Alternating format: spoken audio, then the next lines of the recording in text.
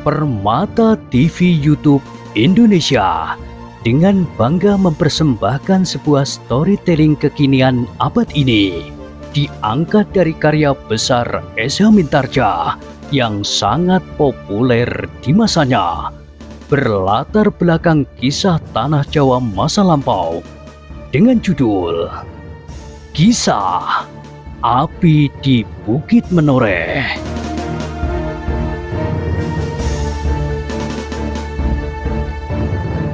Pada kesempatan yang sangat baik ini, kita masuk pada episode yang ke-556.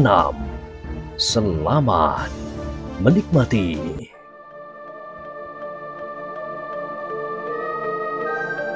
Di akhir kisah sebelumnya disebutkan, Suto Wijoyo memandang ayahandanya dengan tajamnya, kemudian ditatapnya wajah Ki Juru Martani.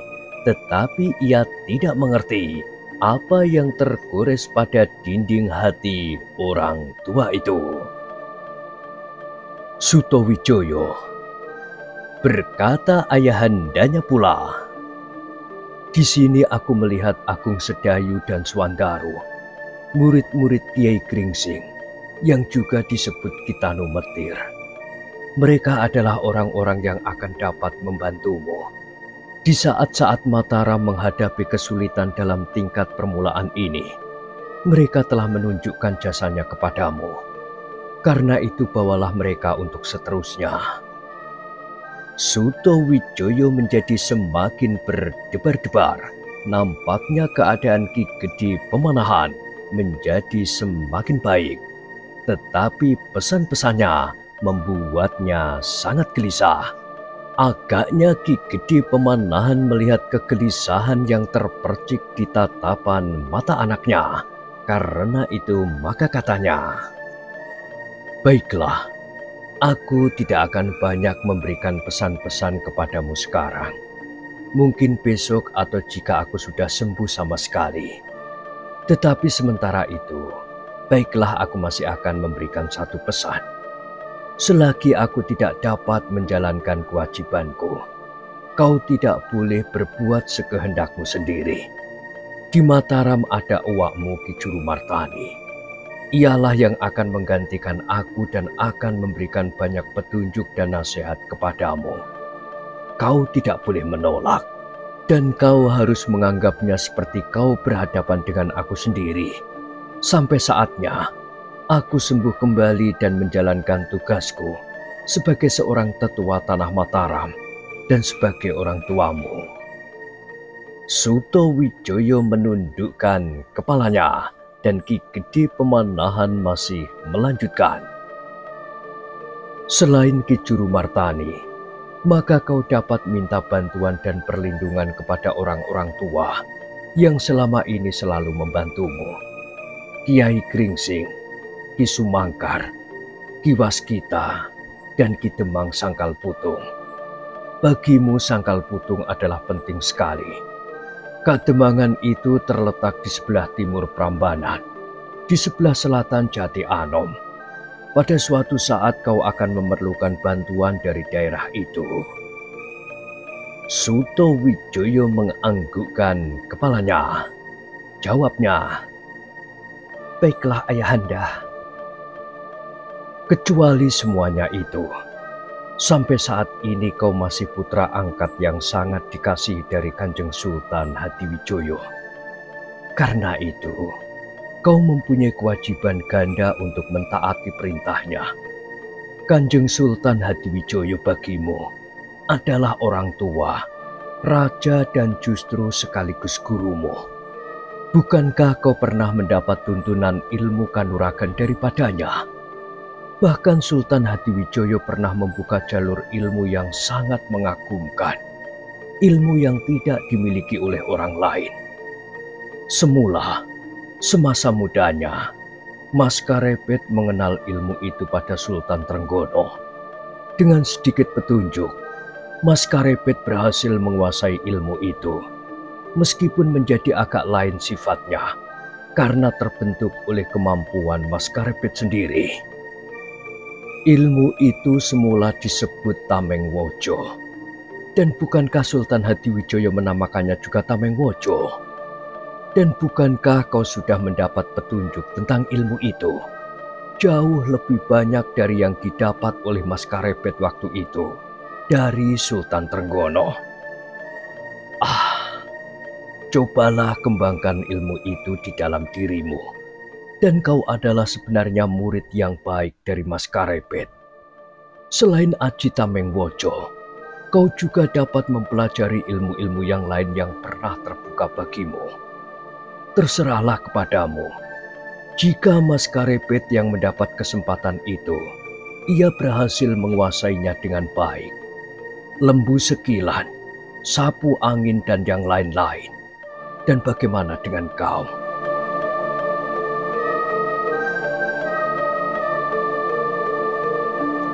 Ki Gede Pemanahan berhenti sejenak, lalu katanya, semuanya itu dapat kau padu dengan ilmu yang kau pelajari daripadaku. Jika ilmu itu nanti dapat berkembang dan sempurna bersama-sama, maka kau akan menjadi gambaran dari Mas Karepet. Dan itu tidak cukup. Murid yang baik adalah mereka yang dapat melampaui gurunya yang manapun juga. Sutawijaya hanya menundukkan kepalanya saja. Ia memang tidak dapat ingkar bahwa ayahandanya Sultan Pajang telah banyak memberikan ilmu kepadanya, meskipun hanya sekedar jalan yang masih harus dikembangkannya sendiri. Jika ayahanda Sultan mampu melakukannya, kenapa aku tidak? Gumam Raden Sutawijaya di dalam dadanya. Namun sementara itu, Agung Sedayu dan Swandaru yang berada di dalam bilik itu pun menjadi kagum. Raden Sutawijaya yang masih muda itu ternyata telah memiliki dasar-dasar ilmu yang lengkap untuk membekali dirinya. Meskipun ilmu itu belum matang, tetapi pada saatnya, maka Raden Sutawijaya akan menjadi seorang yang tidak ada duanya. Dalam pada itu Ki Gede Pemanahan pun berkata pula, nah, Sutawijaya, hadapilah masa depanmu dengan penuh gairah. Kau tentu akan berhasil. Restu ayahanda bagi masa depanku, jawab Raden Sutawijaya. Ki Gede Pemanahan tersenyum, lalu katanya, kau harus selalu mendengarkan nasihat Ki Jurumartani. Sebagai pemimpin di tanah Mataram yang sedang berkembang ini, atau di dalam usahamu mencari bentuk ilmu kanuragan. Sutawijaya merasa aneh dengan segala pesan ayahandanya, seolah-olah ayahandanya tidak akan dapat melakukannya sendiri. Sekilas Raden Sutawijaya mencoba mengamati keadaan ayahandanya. Nafasnya justru menjadi semakin baik, dan sekali-sekali ayahandanya masih tersenyum cerah. Namun demikian bentuk lahiriah itu, rasa-rasanya mempunyai kesan yang berlawanan dengan pesan-pesan yang telah diterimanya.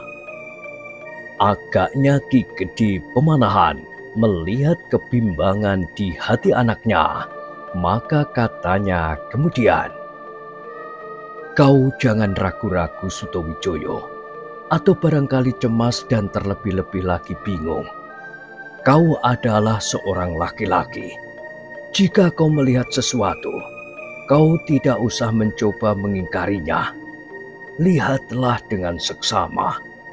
Meskipun penglihatan seseorang dapat keliru, tetapi seorang laki-laki tidak perlu takut menghadapi segala macam kenyataan, yang pahit maupun yang manis. Tetapi itu bukan berarti bahwa kita tidak berusaha berbuat apapun juga. Terasa dada Sutawijaya berdesir, namun ayahandanya pun kemudian berkata seterusnya, nah, sekarang kau dapat meninggalkan bilik ini. Biarlah pamanmu Ki Jurumartani saja yang menunggui aku. Sebentar lagi, Kiai Gringsing tentu akan datang pula membawa obat bagiku.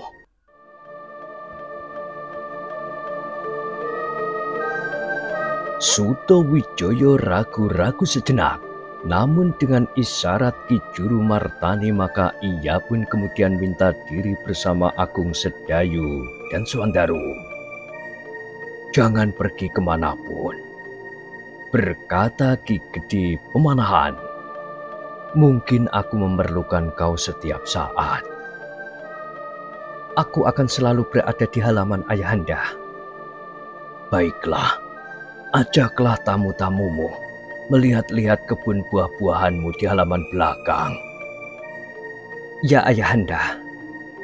Ki Gede Pemanahan memandang anaknya sejenak, tetapi matanya yang tiba-tiba menjadi buram, membayangkan hatinya yang buram pula, memikirkan anak laki-lakinya yang satu itu. Ketiga anak-anak muda itu pun kemudian pergi keluar bilik Ki Gede Pemanahan. Seperti yang dipesankan Ki Gede, mereka pun kemudian pergi ke kebun buah-buahan di halaman belakang. Tetapi mereka tidak meninggalkan halaman. Bagaimanapun juga, rasa-rasanya anak-anak muda itu pun menangkap isyarat yang mendebarkan jantung mengenai Ki Gede Pemanahan yang sedang sakit itu. Sejenak kemudian maka Kiai Gringsing pun masuk pula ke dalam bilik dengan membawa obat-obatan. Ki Gede Pemanahan tidak menolak obat itu dan diminumnya sampai habis. Ternyata bahwa obat itu membuat tubuhnya menjadi lebih segar. Tetapi kesegaran tubuh Ki Gede itu sama sekali tidak dapat menahan perjalanan Ki Gede Pemanahan yang memang sudah hampir sampai ke batas. Karena itulah, maka Ki Juru Martani sama sekali tidak meninggalkannya.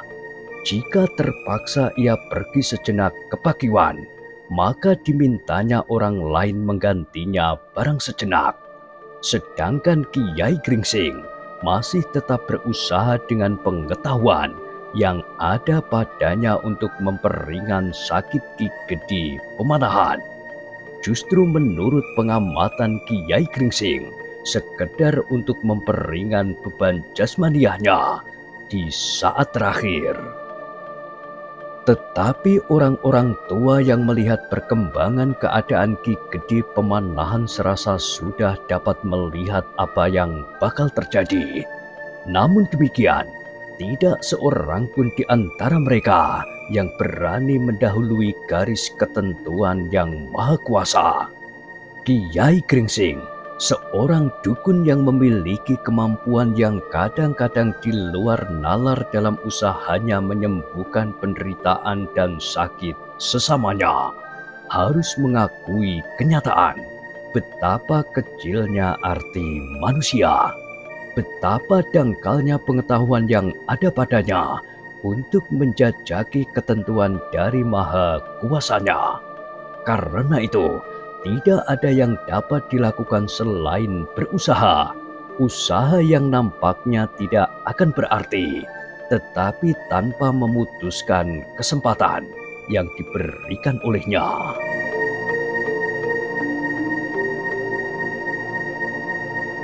Ketika matahari menjadi semakin rendah di barat, nafas Ki Gede Pemanahan mulai terganggu lagi, tetapi hanya sebentar. Karena Ki Gede sendiri berusaha untuk mengatasinya. Namun demikian tubuhnya sudah menjadi semakin lemah, wajahnya menjadi semakin pucat, meskipun masih nampak di bibirnya senyum yang jernih. Ki Juru Martani menjadi semakin tekun menungguinya. Ia sama sekali sudah tidak meninggalkan Ki Gede dalam keadaannya. Bahkan kemudian, Kiai Gringsing pun selalu berada di dalam bilik itu pula.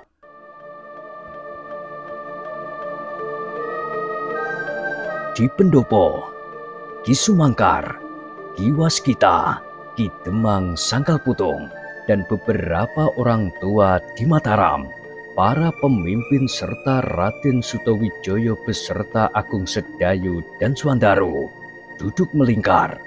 Wajah-wajah mereka menjadi tegang. Rasa-rasanya mereka sedang menunggu sesuatu yang sangat mendebarkan.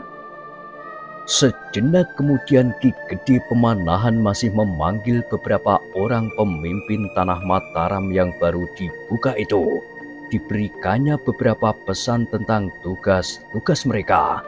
Dengan demikian maka para pemimpin itu seolah-olah telah mendapat isyarat bahwa sebenarnya lah Ki Gede Pemanahan tidak dapat ditahan-tahan lagi. Malam yang kemudian turun menyelimuti tanah Mataram, rasa-rasanya membuat setiap hati menjadi suram pula. Lampu minyak yang dinyalakan di pendopo dan di sudut-sudut rumah dan regol nampak berkeredipan ngelangut. Mereka yang duduk di pendopo hampir tidak beringsut sama sekali dari tempatnya. Jika ada yang harus pergi, maka dengan tergesa-gesa ia kembali lagi ke tempatnya. Semakin dalam malam menukik ke pusatnya, maka nampaknya Ki Gede Pemanahan menjadi semakin lemah. Sekali-sekali nampak wajahnya menjadi tegang, namun hanya sejenak. Ketika terpandang olehnya Ki Juru Martani dan Kiai Gringsing, maka agaknya dadanya menjadi lapang. Sebagai orang yang memiliki tangkapan pengalaman atas perasaan seseorang, maka Ki Juru Martani dan Kiai Gringsing pun mengerti bahwa kadang-kadang masih juga terasa sesuatu menyentuh perjalanan Ki Gede Pemanahan. Agaknya Mataram yang baru dibuka ini masih juga merupakan hambatan betapapun kecilnya. Tetapi jika kemudian disadarinya bahwa ia dapat mempercayakannya kepada Ki Juru Martani dan Kiai Gringsing, maka jalannya pun menjadi lapang kembali. Menjelang tengah malam, maka Ki Gede Pemanahan pun berkata, "Kakang Juru, apakah Sutawijaya belum tidur?" "Belum, Adi. Ia berada di pendopo bersama Agung Sedayu dan Swandaro." "Hanya bertiga?" "Tidak. Di pendopo ada banyak orang yang berjaga-jaga." Ki Gede Pemanahan tersenyum. Katanya lemah, "Apakah mereka menunggui aku?" Ki Juru Martani ragu-ragu sejenak, namun kemudian katanya, "Begitulah."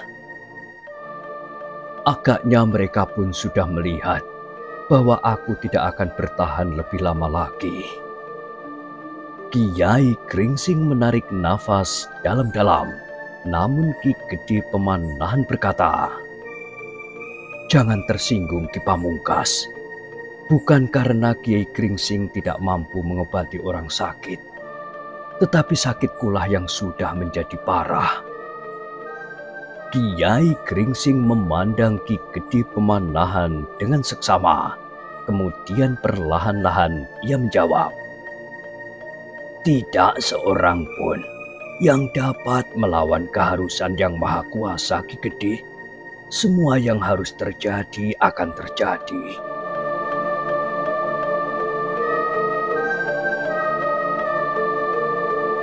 Ki Gede Pemanahan tersenyum. Katanya kemudian, "Kakang, apakah Kakang dapat memerintahkan memanggil Danang?" "Oh, baiklah Adi," sahut Ki Juru Martani. Namun dengan demikian hatinya menjadi cemas. Agaknya waktu yang terakhir bagi Ki Gede Pemanahan itu memang sudah hampir datang. Sejenak kemudian, Sutawijaya sudah ada di dalam bilik itu. Dengan wajah yang tegang dipandanginya ayahandanya yang pucat. "Sutawijaya," desis Ki Gede Pemanahan. "Ya Ayahanda." sahut Sutowijoyo. Malam ini rasa-rasanya terlampau panjang bagiku, sehingga aku tidak dapat mengharap melihat matahari terbit esok pagi. Ayah, Sutowijoyo bergeser mendekat. Kau seorang anak muda yang perkasa, yang menjadi pusat dari segala gerak dan putaran di atas tanah Mataram ini. Sadari itu. Sutowijoyo mengerutkan keningnya. Kau harus bersikap seperti yang seharusnya bagi seorang pemimpin. Kau bukan kanak-kanak lagi yang hanya dapat merengek sambil kehilangan akal. Sutowijoyo masih terdiam. Bersikaplah sebagai seorang kesatria, juga jika pada saatnya kau hadapi aku dalam keadaan yang lain.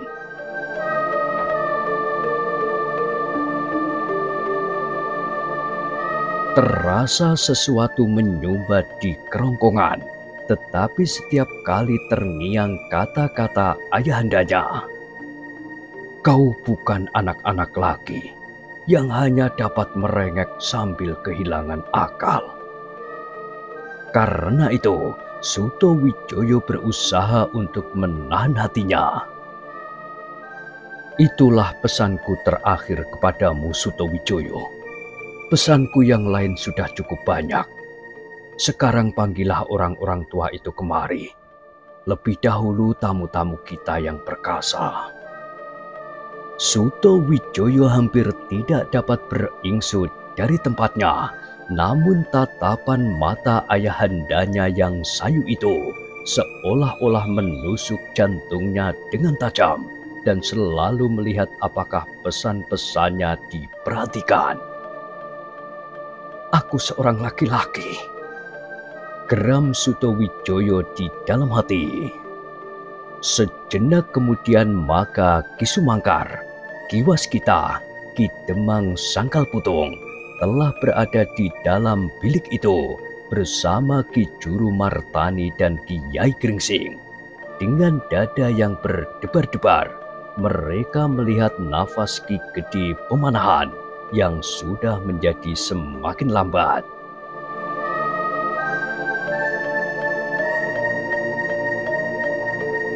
Aku mohon diri, desisnya. Ki Gede. Kiai Gringsing meraba tangannya. Ki Gede Pemanahan masih tersenyum. Lalu katanya, aku titipkan Mataram kepada kalian. Ki Juru Martani yang bijaksana, Kiai Gringsing yang selalu berrahasia, dan yang lain-lain. Ki Juru Martani bergeser semakin dekat. Terasa tubuh Ki Gede Pemanahan bergetar sejenak. Namun kemudian tubuh itu berangsur-angsur menjadi sejuk dan dingin. Biarlah para pemimpin tanah Mataram melihat aku di saat terakhir. Suara Ki Gede menjadi semakin lemah. Beberapa orang tua-tua dan pemimpin-pemimpin tanah Mataram yang baru dibuka itu pun kemudian berdesakan di dalam bilik itu pula. Mereka masih sempat melihat wajah yang sayu dan pucat, namun masih selalu tersenyum itu. Tanah Mataram ada di tangan kalian, desis Ki Gede Pemanahan. Orang-orang itu pun kemudian menunduk. Sesaat mereka masih melihat Ki Gede Pemanahan memandang mereka. Namun mata itu pun kemudian perlahan-lahan terpejam. Ki Juru Martani dan Kiai Gringsing mendekat semakin rapat. Bahkan Ki Juru masih mendengar Ki Gede berdesis dan mengucapkan beberapa kata pamitan.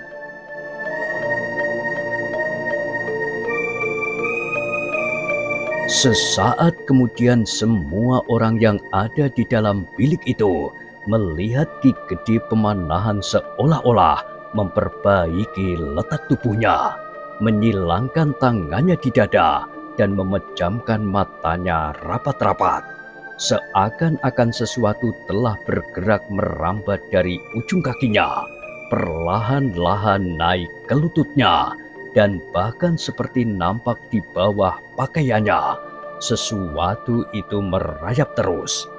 Akhirnya seakan-akan setiap orang melihat sesuatu yang merayap itu sampai ke ujung ubun-ubun Ki Gede Pemanahan. Yang nampak kemudian adalah sebuah senyuman kecil di bibir yang pucat itu. Namun senyum itu tidak berubah lagi untuk selama-lamanya. Ki Gede Pemanahan telah meninggalkan tanah Mataram yang baru dibukanya, meninggalkan anak laki-lakinya yang berlutut di sampingnya, dan meninggalkan semuanya yang pernah dikenalnya di muka bumi ini. Ki Juru Martani menarik nafas dalam-dalam ketika ia berpaling kepada Sutowijoyo. Dilihatnya mata anak muda itu menjadi basah. Tetapi Sutowijoyo tidak menangis. Ia memenuhi pesan ayahnya. Ia adalah seorang kesatria. Ia bukan lagi anak-anak yang hanya dapat merengek dan kehilangan akal. Sesaat bilik itu dicekam oleh ketegangan. Tidak seorang pun yang bergerak. Mereka menatap tubuh Ki Gede Pemanahan yang terbujur diam di atas pembaringannya. Namun kemudian terdengar suara Ki Juru Martani menyobek sepi. "Angger Sutowijoyo, ayahmu telah menghadap Tuhannya kembali." Sutowijoyo mengangguk lemah. Sekilas ia memandang wajah ayahandanya yang pucat. Tetapi Sutowijoyo memang tidak menangis. "Kisanak semuanya," berkata Ki Juru Martani, "baiklah kalian meninggalkan bilik ini. Siapkan segala sesuatunya untuk menyelenggarakan tubuh yang ditinggalkan oleh Ki Gede Pemanahan yang telah menghadap kembali kepada penciptanya."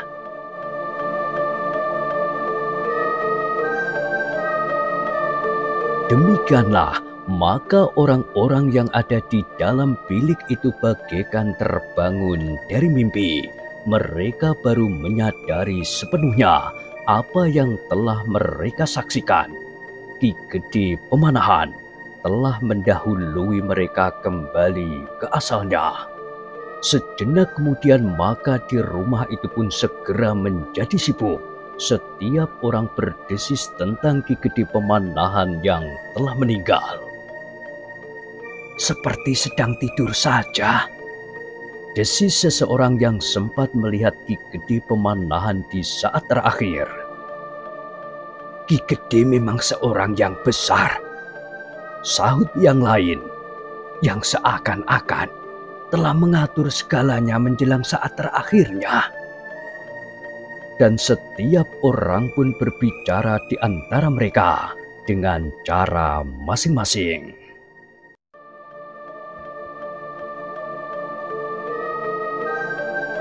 Malam itu juga tubuh Ki Gede Pemanahan itu pun dibersihkan, kemudian diperlakukan seperti seharusnya menurut adat dan kepercayaannya.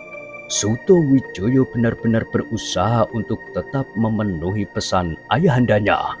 Ia sama sekali tidak kehilangan akal dan kemudian justru menjadi beban beberapa orang tua-tua. Tetapi Sutowijoyo sadar sepenuhnya bahwa semuanya harus diselenggarakan sebaik-baiknya. Dalam saat itulah nampak bahwa Sutowijoyo memang seorang pemimpin. Pada saat ayahandanya yang sangat dicintainya meninggal, bahkan sepercik penyesalan dan kecewa atas dirinya sendiri telah melonjak di dalam hatinya. Namun ia masih tetap melakukan semua tugas yang dapat dikerjakannya. Bahkan ia seakan-akan telah memimpin semua pekerjaan untuk menyelenggarakan jenazah ayahandanya. meskipun ia tidak meninggalkan orang-orang tua yang mengerti segala macam tata cara dan adat kepercayaan.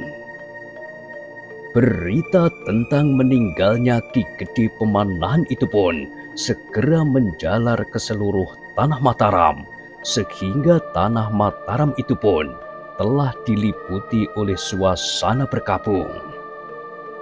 Dalam pada itu, Ki Juru Martani yang menjadi pusat dari penyelenggaraan jenazah Ki Gede Pemanahan itu pun memanggil beberapa orang tua-tua dan para pemimpin tanah Mataram beserta Raden Sutawijaya. Dengan hati-hati ia berkata,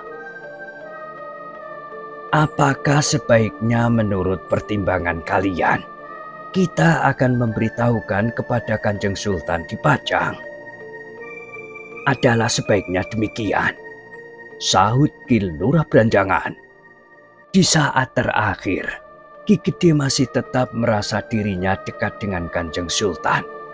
Meskipun seandainya Kanjeng Sultan di Pajang tidak dapat menengok jenazah Ki Gede karena sesuatu hal." Yang lain pun mengangguk-anggukkan kepalanya. Tidak seorang pun di antara mereka yang menolak. Namun ketika tatapan mata Ki Juru Martani menyentuh wajah Sutawijaya, nampaklah bahwa ada sesuatu yang bergejolak di dalam hatinya. Meskipun demikian, Sutawijaya sama sekali tidak mengatakan apapun juga. Ki Juru Martani yang melihat sekilas wajah itu segera dapat mengetahui bahwa ada sesuatu yang tidak berkenan di hati anak muda itu. Tetapi karena Sutawijaya tidak mengatakan apapun juga, maka Ki Juru pun tidak menanggapinya. Bahkan Ki Juru Martani pun kemudian bertanya, "Siapakah di antara kita yang paling pantas menghadap Kanjeng Sultan di Pajang?" Beberapa orang tanpa menyadarinya berpaling kepada Kiai Gringsing. Namun sebelum salah seorang dari mereka menyebut namanya, Ki Juru Martani yang tahu pasti bahwa Kiai Gringsing tidak akan bersedia memenuhinya berkata, "Sebaiknya salah seorang pemimpin tanah Mataram yang sedang berkembang." Wajah-wajah yang memandang Kiai Gringsing pun segera berpaling. Mereka kini memandang Ki Lurah Branjangan. Namun Ki Lurah telah mendahului. "Aku adalah seorang pelarian dari Pajang. Mungkin bukan akulah yang paling tepat untuk menghadap Kanjeng Sultan Hadiwijaya." Ki Juru Martani pun dapat mengerti alasan Ki Lurah Branjangan. Sehingga karena itu, maka akhirnya ia pun menunjuk seorang setengah baya yang datang ke Mataram, bukan sebagai seorang pelarian dari Pajang, tetapi ia benar-benar seorang yang datang untuk ikut serta membuka alas Mentawai. "Aku belum pernah menghadap Sultan di Pajang," berkata orang itu. "Unggah-ungguh dan ada tata cara aku sama sekali tidak mengenal. Karena itu mungkin kedatanganku justru akan membuat Kanjeng Sultan menjadi murka." Ki Juru Martani mengangguk-angguk. Akhirnya tidak ada pilihan lain kecuali Ki Juru Martani sendirilah yang akan pergi ke Pajang.